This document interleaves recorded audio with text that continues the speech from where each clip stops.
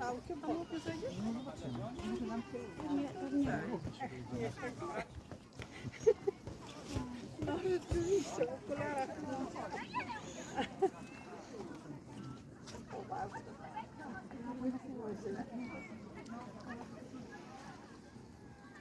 Weź śpinasz. Bez głowy. Trochę oczy wyszły.